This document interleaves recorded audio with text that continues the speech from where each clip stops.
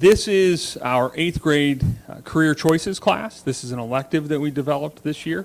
And Mr. Donaker, as you all know, has brought in many guest speakers, one of whom was your head of school, who talked to you all about education and leadership and headship. While I think I have a kind of a unique job, the gentleman to my right has a really unique job because there's only a few heads of school in town. There's really only one governor in the whole state. So we're honored to have him with us today, talking about his job and leadership, and also talking to you a little bit about some of the things that are going on in Delaware. I'd like to thank Mr. Donaker for not only developing this course, but inviting a whole host of really interesting and talented career folks in to speak with you all this year. And I'm sure you all have thanked him. But if you haven't already, let's thank your teacher for everything he's done for you all. With that, Mr. Donaker is going to officially introduce the governor. So when he took office in 2009, Governor Jack Markell inherited a record budget, rapidly rising unemployment, and a stagnant economy. Since then, he worked to create and keep Delaware jobs in a range of industries, including reopening a shuttered oil refinery in Delaware City and attracting new manufacturing to the site of the old Chrysler plant in Newark. Amazon, Kraft Foods, Citigroup, Capital One, Johnson Controls, J.P. Morgan Chase, Sallie Mae, and many other companies have relocated or expanded operations in Delaware under the governor's leadership. His administration has also provided grants and loans to help Delaware's vital small businesses expand and grow. The governor made education one of his top priorities, and Delaware ranked first out of 40 states in President Obama's Race to the Top competition, and won a federal Early Learning Challenge grant with a plan to dramatically raise the percentage of high-need children in quality-rated early childhood programs. The governor also began a Chinese and Spanish language expansion initiative for students, beginning in kindergarten to help equip them for the global economy of the future. Currently, Governor Markell is chair of the National Governors Association, where his initiative is A Better Bottom Line, employing people with disabilities. The governor is also chairman of the National Board of Directors for Jobs for America's Graduates, former co-chair of the Common Core Standards Initiatives, a former board member of the National Assessment Governing Board, and former chair of the Democratic Governors Association. Governor Markell has focused on running state government efficiently while improving Delaware's quality of life. He has kept the state's AAA bond rating, reformed Delaware's health and pension systems, expanded libraries, started universal recycling, reduced air pollution, and is actively working to make Delaware one of the most walkable and bikeable states in the country. Please join me in welcoming Governor Markell to Sanford School. Thank you. Thank you. Well, good morning, everybody. Good morning. That doesn't sound like a lot of energy. Let me try it again. Good morning. Good morning. All right, there you go. So great to be here. I always enjoy coming out to Sanford, a wonderful, wonderful school. And I know you have a lot of questions, and my experience is that these conversations are always more interesting for you if I speak about the things you want me to speak about as opposed to just going off on my own tangent. So since you have all those questions, I think you wanted me to sort of let the students ask and take it from there. Is that right? All right. So why don't we just jump right in? And when you ask the question, if you could please tell me your name also. Okay? I don't know if the questions were assigned to anyone in particular, but I'm going to leave it up to you guys. I'm the first one. I'm Paige. Paige what? And Bach. Okay. And I'm assuming your current role, what other jobs do you Well, I served as the. Am I messing the cameras up if I move around? I'm all right. So most recently, I served as the state treasurer here in Delaware, and I did that for 10 years. But before that, I was in business, and the most interesting part of my career, I would say, I was at a company called Nextel. Some of you may have heard of Nextel, and I was the 13th employee there, and it was a really interesting company. I actually came up with the name Nextel, which was the least substantive thing I did, but it's what people are most interested in. And I was there for about 6.5 years, and while I was there, the company grew from 13 employees to about 3,000. I spent a couple years at Comcast, which of course I know you all know about Comcast, and before that, I spent the beginning of my career at a management consulting firm called McKinsey, and that's a firm that helps advise businesses primarily about how to be more successful. And I spent a few years at a bank also. And one of the really exciting parts of my career, I got to spend 6 months living in Santiago, Chile, which just on the way over here, I was looking up because there was a big earthquake there yesterday. So I was just trying to learn a little bit more about that earthquake. But that was the sort of my post-college career. But I started working when I was 16. I started at a Friendly's in Newark. I grew up in Newark. My wife and I actually went to kindergarten together in Newark. And went to high school together, and we worked together at the Friendly's. I had another job in high school, and then I worked my whole way through college also. So, who's next? I am. My name's Santina Debaya. Okay. What is the primary role and responsibility of the governor, Secretary of Education? Well, the role of governor, I view my role as governor to really focus on how do we make the state of Delaware more prosperous. How do we make sure that people in Delaware have better and better opportunities for the future? And I ran in large part because I found Delaware to be such a place of so much, it helped me so much when I was a kid to realize my potential, that I wanted to be a place of promise for your generation also. And that takes a lot of work. And so as governor, I have 16, there are 16 cabinet departments, and they focus on things like the Department of Education, the State Housing Authority, Department of Health and Social Services, and Transportation, 16 different departments. And so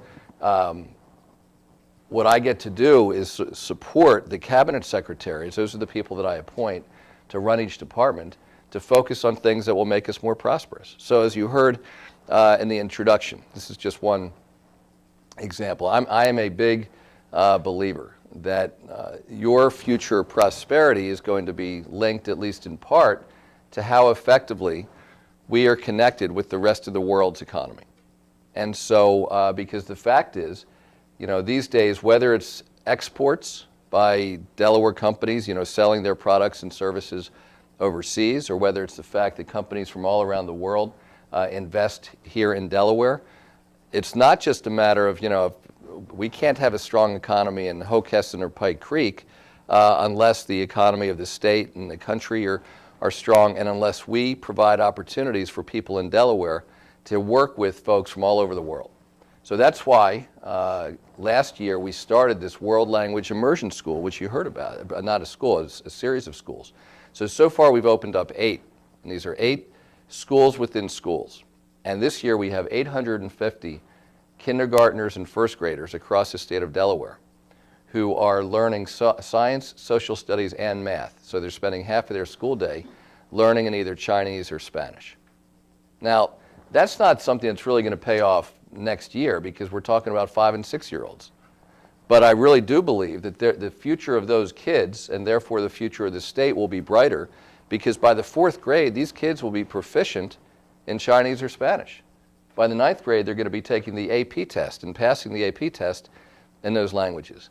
And so part of what I do is really focus on what are the things that are going to make us successful for years to come, and what are the changes that we can make right now in our state to make sure that, in fact, we are successful. And in terms of the Secretary of Education question, same answer, but just very much focused on education. You're welcome. My name is Michael Bartoli, and did you always want to be a politician? No, I think I wanted to be probably a professional baseball player when I was a kid. That unfortunately didn't go very far. And I didn't really know, but I will tell you the first time I really started to think about doing something like this was when I was 17. And as I mentioned, I grew up in Newark. I went to Newark High School. And my dad was a teacher, and he decided that, he and my mom decided that it happened to be during my senior year of high school, I wasn't going to be staying in Newark. And he spent the year teaching half the year in England and half the year in New Zealand. And I was not so happy about it because nobody wants to miss your senior year of high school, but it turned out to be a great experience. But to get from England to New Zealand, we took 6 weeks, and we traveled across Europe and Asia. And it may sound sort of like you know what a cliche is? Do you know that word? It sort of may sound like something you just say, but it really is true that a few days in India, for me as a 17-year-old, was really a life-changing experience, because I grew up within a 3-mile radius, pretty much, of Newark, Delaware, and great place to grow up. Maybe some of you come up from Newark, really nice town. But when I got to India and I saw the level of poverty that I saw there, it was just an overload for me. It was really difficult for me to process how different things were. And so that was really the first time in my life when I started to ask myself whether, in fact, maybe I was here for a reason bigger than I had ever thought about before. And, why are we here? And that's a big question. And it was one that I started to ask myself. And I thought, maybe we're here to figure out a way to make a contribution and to make the world better. And there are lots and lots and lots of ways of doing that. But eventually I decided I wanted to try to run for office. And it's been a great experience. Hard work, for sure, but it's been a great experience, and I'm glad I've had the opportunity. My name is Evan Sabine, and what are some initiatives you and the state of Delaware are currently working on? Well, I would say we're incredibly focused on the linkage between education and the economy. Because if you have a strong economy and people are working, most of the other problems that we face as a society tend to take care of themselves. Not all of them, but for the most part, if people have a decent job, that goes an awfully long way. So we're really focused on what we call the issue of workforce development. And what that means, in part, is making sure, and I think this program is actually an incredibly good example of this, because my understanding is you're bringing people in from different careers. So one of the things that I have found, and would be a lot less true at a place like Sanford probably, and more true at some other schools, is sometimes when you talk to students who have dropped out of school, oftentimes the reason they do so is, by the way, it's not because they're not intelligent, because oftentimes they're highly intelligent. But too often they don't really see the connection between what they're learning in school and what they may do for the rest of their lives. And we're trying to change that. And I think, again, that's why I think this is such a great opportunity for all of you. But we're creating partnerships between Delaware area businesses and our students to give more students the opportunity to get into the businesses to see what it's all about. And so there's some great partnerships between the businesses and the schools, between the businesses and our higher ed, like university system, and between our universities and our schools. And so there are 3 kinds of partnerships there. So we're excited about that. I'm working very hard on some initiatives to try to clean up Delaware's water. Delaware's water is not as clean as it should be, and we've got some flooding problems that I think we need to fix. That's important to me. And there's a ton. I could spend this whole time talking about education specifically, whether it's the significant improvements we're making for early childhood, basically from babies all the way up through the age of 5 or 6, some really big improvements there, so that more and more of our little kids, particularly from families that can't afford a high quality school, a place like Sanford, more and more of those kids are having opportunities to have a better early childhood experience. All the work that we're doing in K-12, including not limited to the world language, the Spanish and Chinese, but a bunch of other programs like that. And then finally, there's a lot of research that says there are a lot of students in this country.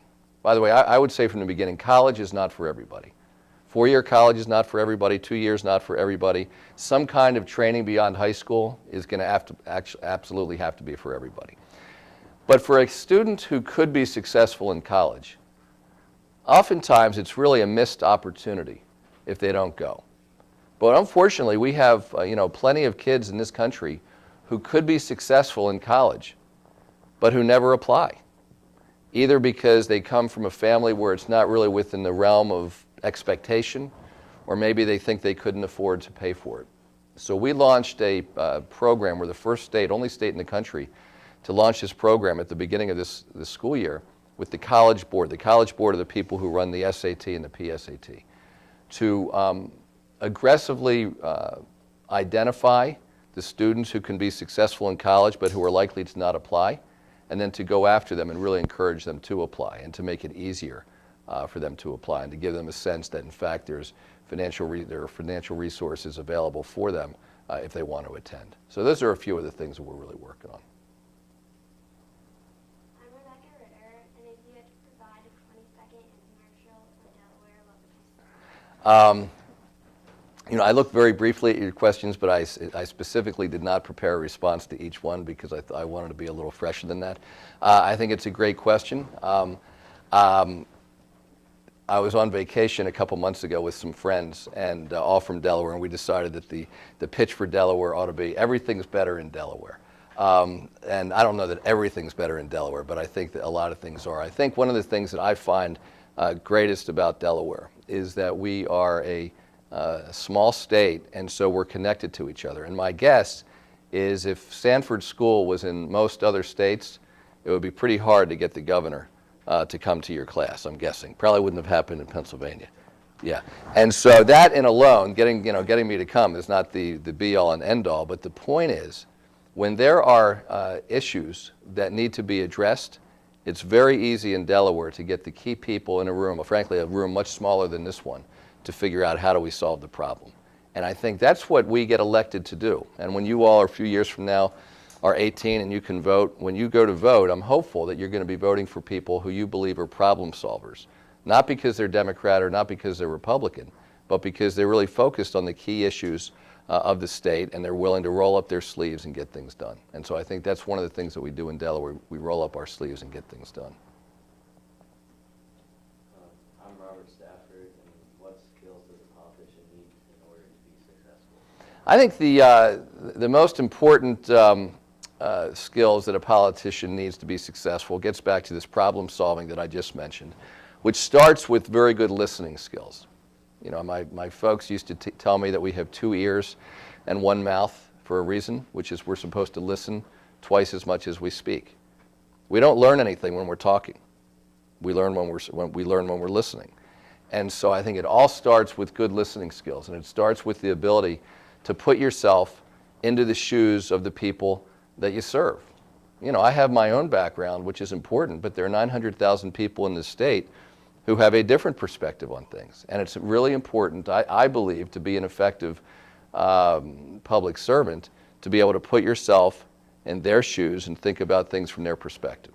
That's number one. Number two, you've got to be able to check your ego at the door. Anybody who comes in to Sanford School in the morning, anybody goes into the State House in Dover and thinks that they have all the answers, they don't have all the answers. And that's a pretty certain way to not be successful. If you think it's your way or no other way, you're not going to be successful in life, because the fact is there are so many things that you can gain from listening to other people's ideas. That doesn't mean you shouldn't have the force and the strength of your own conviction, but you have to be willing to listen. You have to check your ego at the door, and then you have to bring people together, and you have to say, how is it that we're going to solve these problems together? And in the end, you may not be able to. The differences of opinion may be so stark that you can't do it, at which point, as governor, you know, I oftentimes get to make the final decision. And then you have to have the force of your conviction, and you also have to make sure that you bring people along with you on that. Now, that works in the business world. Sometimes in politics it doesn't work, because we have our have you studied checks and balances in our political system? So you know about that. And just because I, as the governor, want something, if I can't get a majority of the legislature to go along, sometimes it won't happen. And so you also have to be very humble, you know, as you approach all these problems. How has working in politics changed your lifestyle? Well, that's a good question. I think and probably my kids, if they were here, I have a 21-year-old and an 18-year-old, and I think if they were here, they would probably have an answer as well. They don't really like going out with me, like to dinner and stuff, in a restaurant in Delaware. It's pretty different if we go over the line, depending upon where we go. And obviously, if we go more than a few minutes away over the line, it's fine. But I think it's a good thing that people like to come up and talk to me and share what's going on and ask me questions and the like. But from a family perspective, that's not something that my kids enjoy very much. And so I think that has an impact. And so when we try to do things as a family where maybe we won't be out in public as much as some folks will. We like to, go hiking and things like that in areas where we're not going to run into a lot of people. So I think that's important. But I think from a lifestyle standpoint, and particularly in this day and age, when almost everybody has a smartphone, and it takes about 3 seconds, if they catch you doing something that you shouldn't be doing, and then it's on Twitter, that's like a new reality. And so what it means is you have to be more thoughtful and not do, I hope I don't do stupid stuff anyway, but why you have to be very careful with what you say. This is being recorded and this is being live streamed, and I don't know who's listening to it, and that's true sort of most of the day. And so you have to be thoughtful. And I don't know that I'm pretty, try to be thoughtful before I speak anyway, but that doesn't mean sometimes you don't say things that you regret. And so I think, in terms of differences in lifestyle, the bigger impact really is more on the family than it is on me. And so I know when I've developed, do you know what the expression of thick skin means? So I've developed a pretty thick skin. And so, all you have to do is open the paper a lot of times, and I'll be reading stuff that's not very complimentary of me. And that's just the way it goes. And it's harder for my mother, I would say, or for my wife, than it is for me. My kids, fortunately, have a great attitude. They sort of think it's amusing when they see some of the things that people write about me. And I feel so good about that, because what it means is, and they know who I am, and they know sometimes there's like you know what a caricature means? So sometimes, if other people are writing what looks like a caricature, they'll know it's not true. And, they're not going to love me any less, or they're not going to have any less respect for me. And so the most important people in my life, of course, is my own family. And so long as I can wake up every day and look in the mirror, and so long as I know that I'm making them proud, then I can deal with all the other consequences.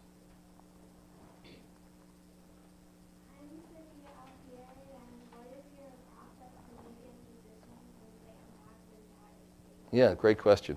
My process for making a decision is to try to make sure that when I have to make a decision, I hear from people with different points of view.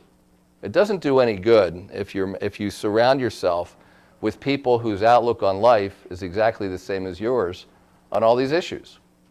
It wouldn't work for a state. It wouldn't work for, I'm sure, a school or anything else. You've got to listen. You've got to be willing to hear advice that is conflicting, and then you can make your decision.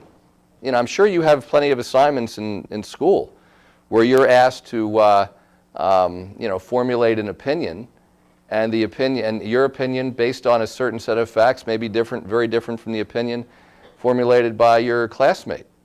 But that's just sort of the way the world works. And so I try to make sure I have people who disagree with each other, to listen to them, to listen to the debate, and then to make a decision based on what I believe is in the best interest of all the people.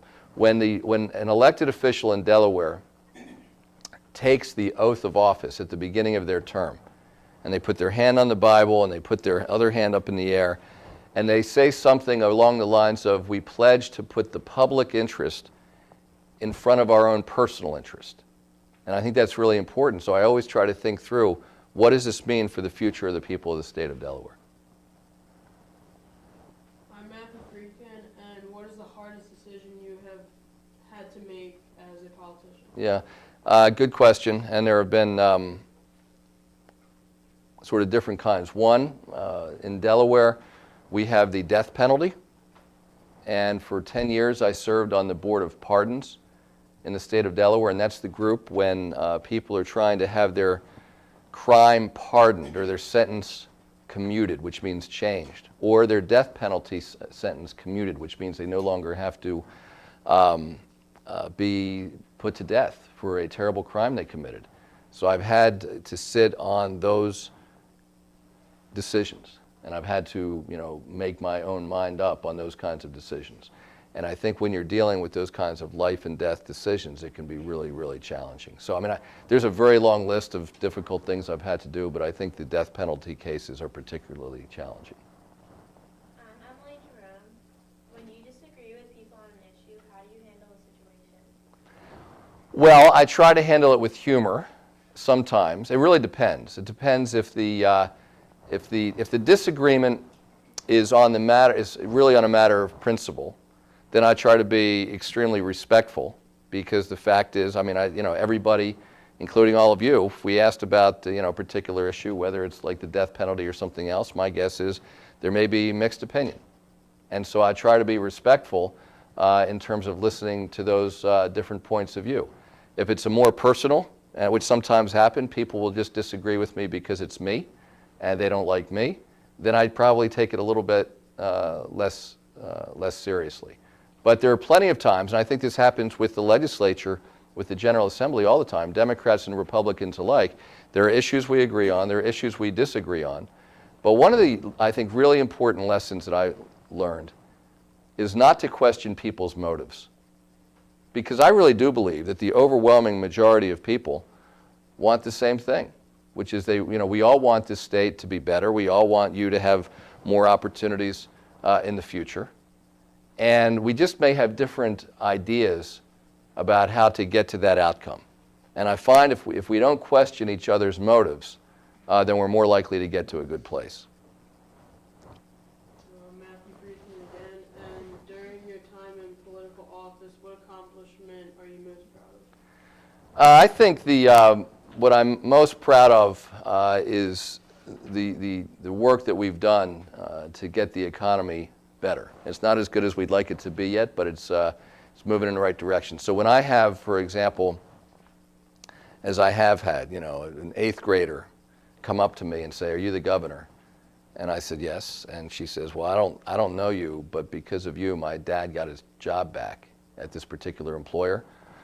That makes me really, take a deep breath and be grateful that I have this opportunity. And so I think there are lots of things like that. When I've met, a grandparent whose 6-year-old is now in his 2nd year in this Chinese immersion program, and they tell me, they say, "Governor, I was sort of skeptical of this Chinese language immersion program when it started, and I didn't know why my grandson started. I thought there are a whole lot of things they ought to be doing in school other than learning Chinese. But now I see the progress he's making, and that's a great thing, and I know he's going to have a better future for it."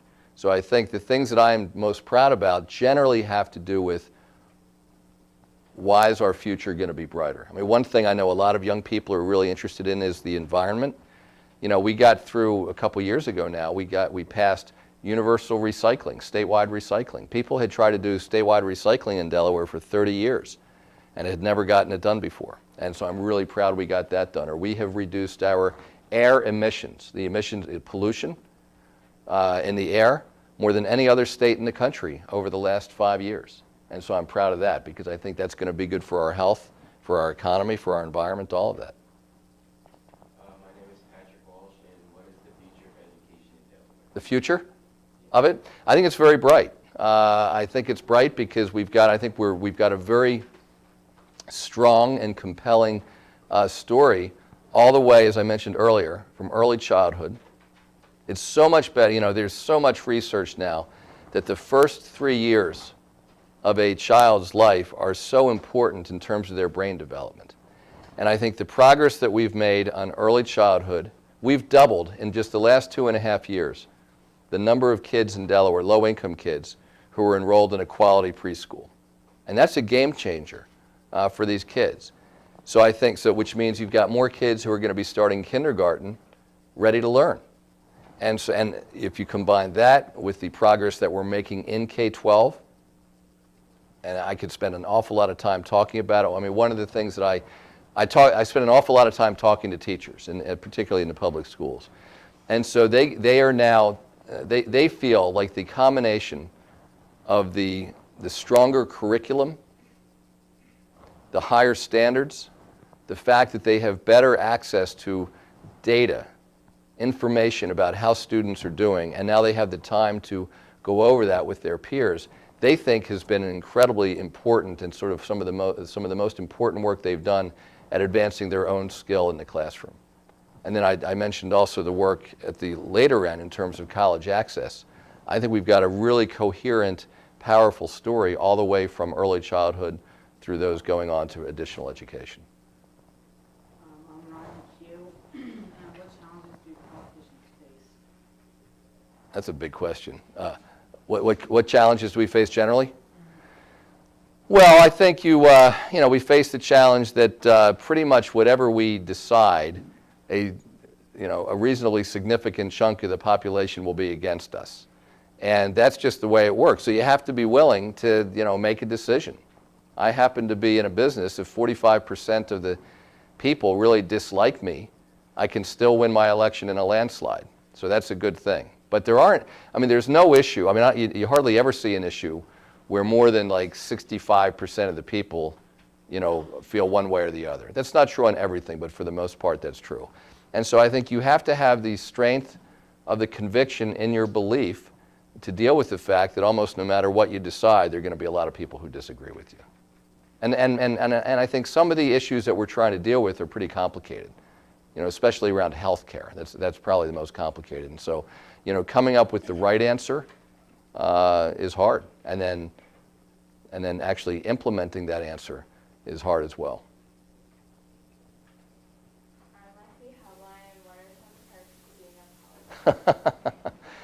There are a lot fewer than you might think.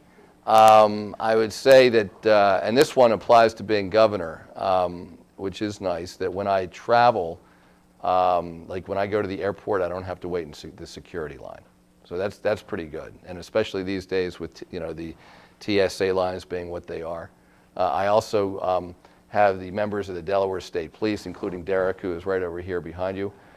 They're with me, and so they, Derek and some other members of the state police are responsible for, getting me places safely and keeping me safe and things like that. So that's good. But I'll also tell you this: there are governors who literally, when they're elected governor, they will not drive their own car the entire time they're governor. So if they serve 8 years as governor, they won't drive their car for 8 years, or they won't go anywhere without the state police with them. And I do it a little bit differently. If I wanted, if I go to the grocery store, I'll just run to the grocery store by myself in my sweatshirt and my jeans. And so I'm hopeful that when I'm finished being governor, see, in Delaware there's a term limit, so I'm only allowed to serve 2 4-year terms, and I'm in my 6th year right now. So I'm hopeful that when I'm finished, I'll be able to make the adjustment sort of okay. There are plenty of governors, and I've heard the story, like after their last day in office, they get in the car and they get in the passenger seat, and nobody gets in the driver's seat, and they don't know what to do. And I don't think that's going to happen to me. There will be certainly a lot of things I miss about the job, but by far the biggest perk of the job is the opportunity that I have to help so many people and to hear from them about how their lives are maybe just a little bit better because of something I've done. And that's why I ran, and that's the biggest perk for me. Treasurer Everly, and what is the biggest challenge that Delaware will face in the near future? That's another good question. These are all really good questions. I think the biggest challenge that Delaware faces, not really all that different from the biggest challenge that the country faces, which is that the economy is changing, and the economy has changed so much. And we have to figure out, this sort of gets back to the point I was making at the beginning, how do we make sure that in a changing economy, all of you, you're 8th graders, so you're like, most of you 13 or 14, is that right? So, in 8, 9 years, you're going to be, finished with high school, and probably most of you will go to college, and you'll be finished with college. Well, and then what? Well, it's really important to me that then what be that you have a bunch of opportunities to choose from.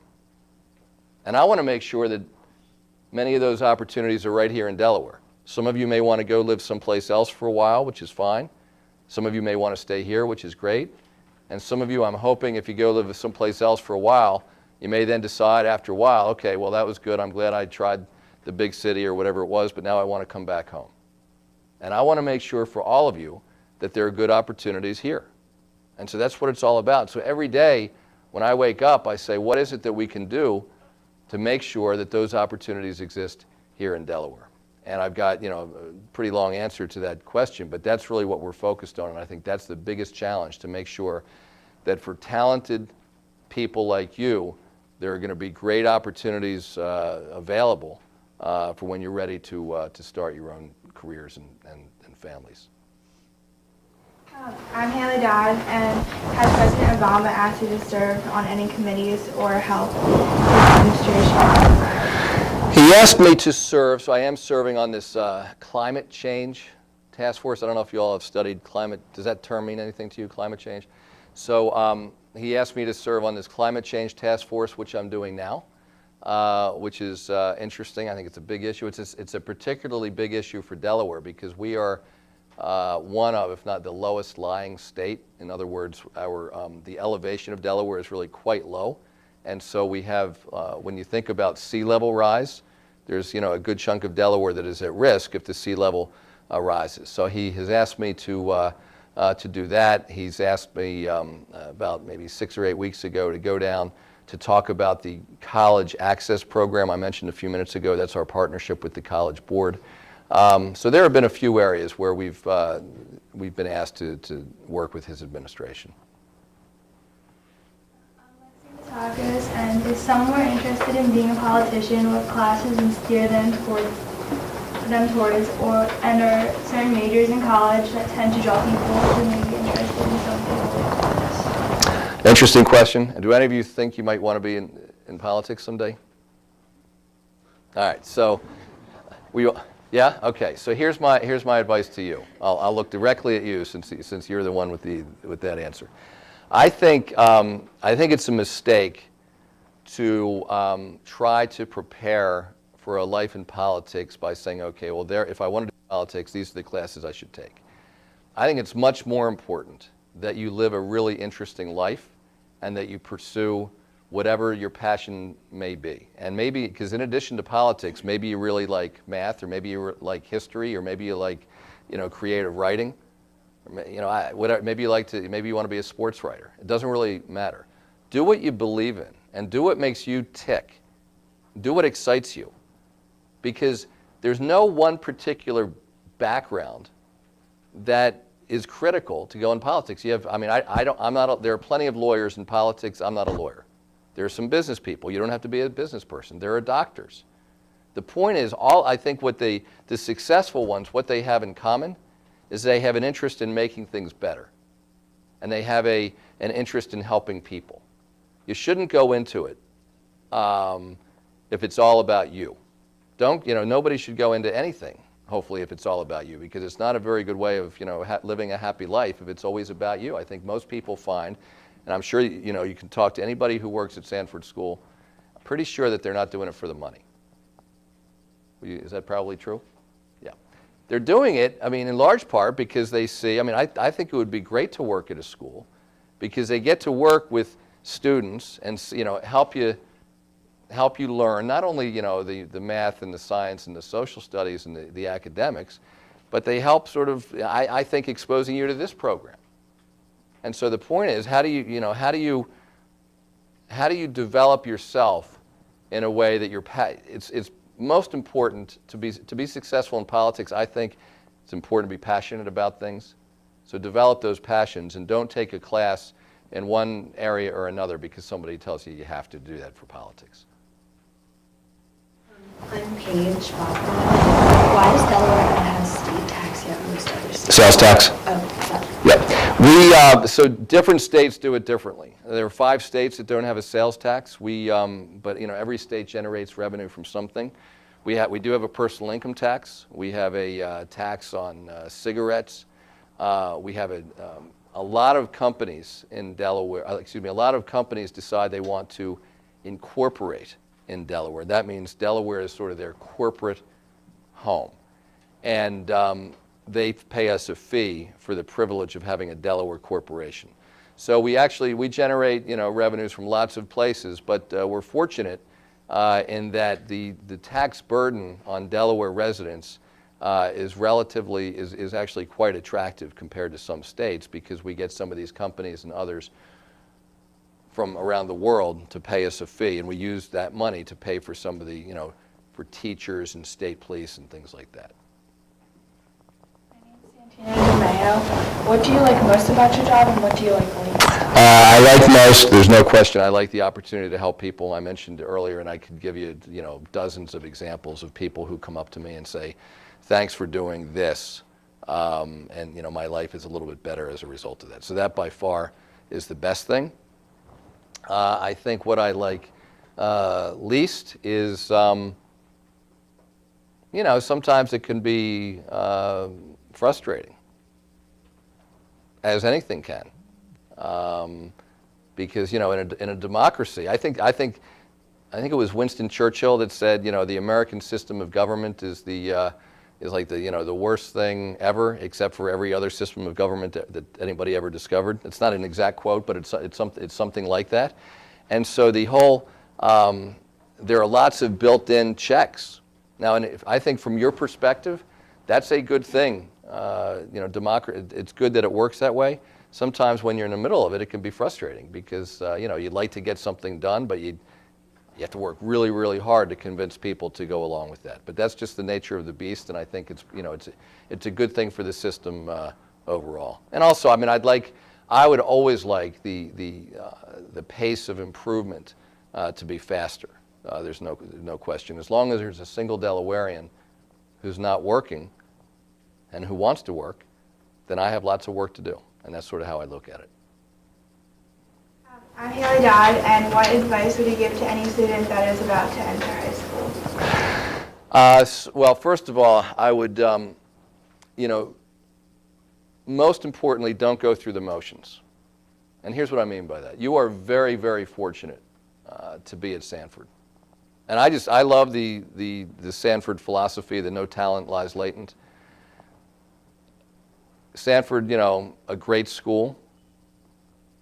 But just being a graduate of Sanford is not a guarantee of anything. And so the question is, what do you make of it? And I think, and it's great that you're asking this question, as you come up toward the end of the 8th grade year, because you're making a really important transition when you get to the high school. So much of your schooling career, and I know it's already changed a lot in middle school, but when you're up to, let's say, maybe 5th grade or something like that, so much of the education is about the teacher at the front of the classroom, or the folks in the library who help, or the counselors and the like.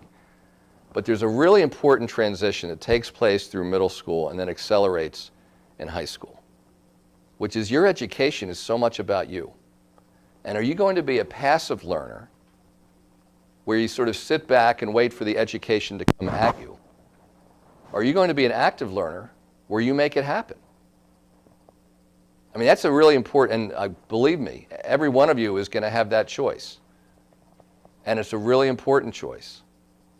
And what I can say with a high degree of confidence is that those of you who sort of just sit back and wait for the education to come at you and be delivered to you, it's not going to be as positive an outcome as it will be if instead you said, gosh, there's so many opportunities here, and I just, coming on this campus, and I think Stanford's a great place to have this conversation, because let's face it, this is an unbelievable place. And so when you come in here, and there are plenty of kids around the country who would love the opportunity to be here. So you all have the privilege of being here. But how do you make the most of that? And I think you make the most of it by, going to your teachers and asking the follow-up question. How can I learn more about this?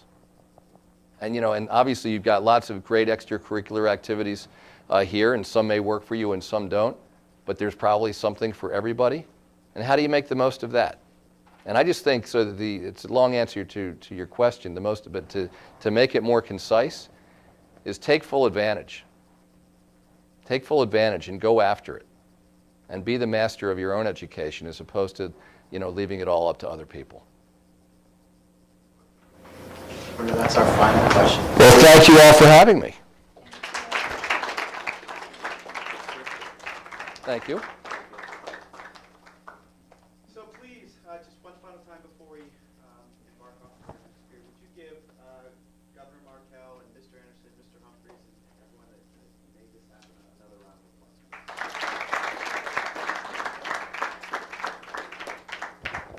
Thank you very much. Even though it's a few minutes early, it goes fast enough, just go by, take your belongings. You guys, let's go out this way.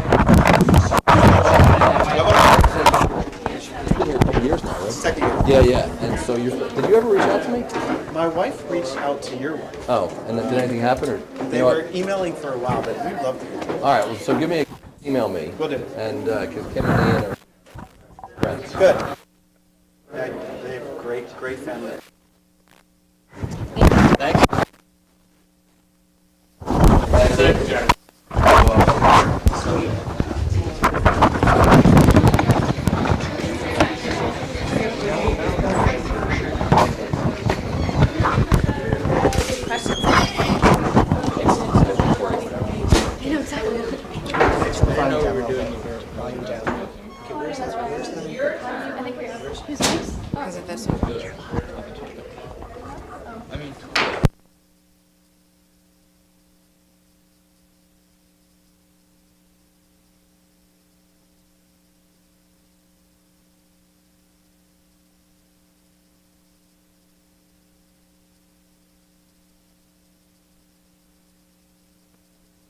First, most mistake. I'm sorry. You would be me. Yeah. Connection. I agree. Yeah.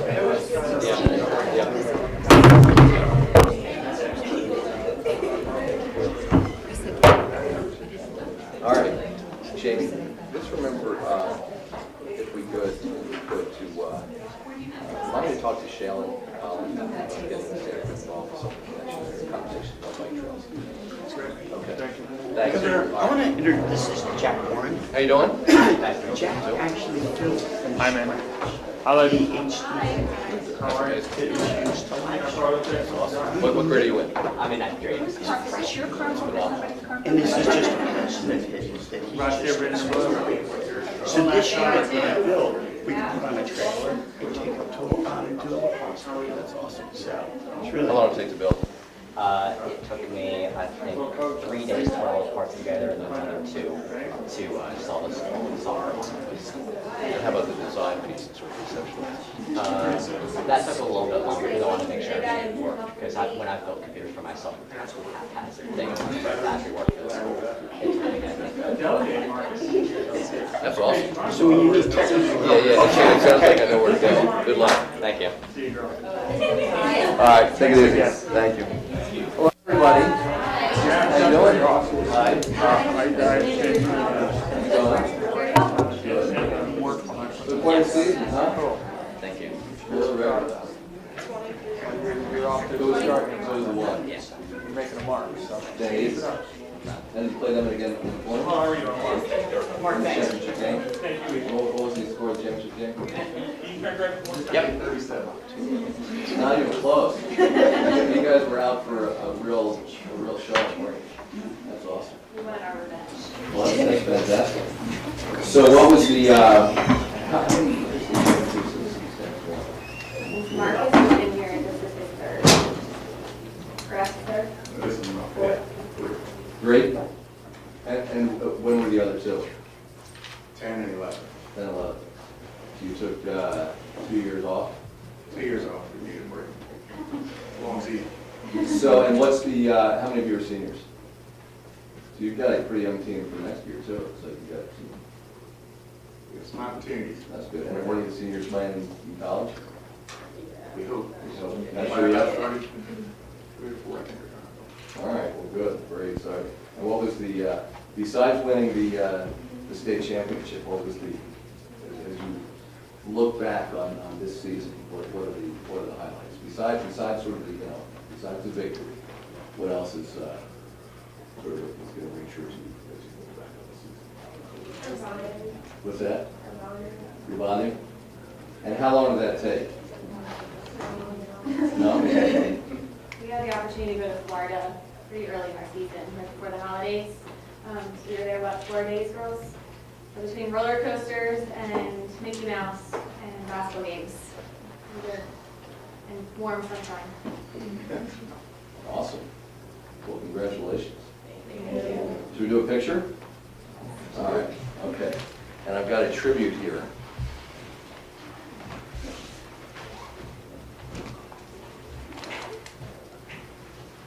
So this is to the Sanford School Lady Warriors.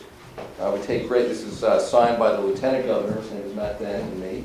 We take great pleasure in recognizing you for your winning the 2013-14 State Basketball Championship. This tribute recognizes these exceptional young athletes for their outstanding teamwork, sportsmanship, and athletic performance. So congratulations. Who are the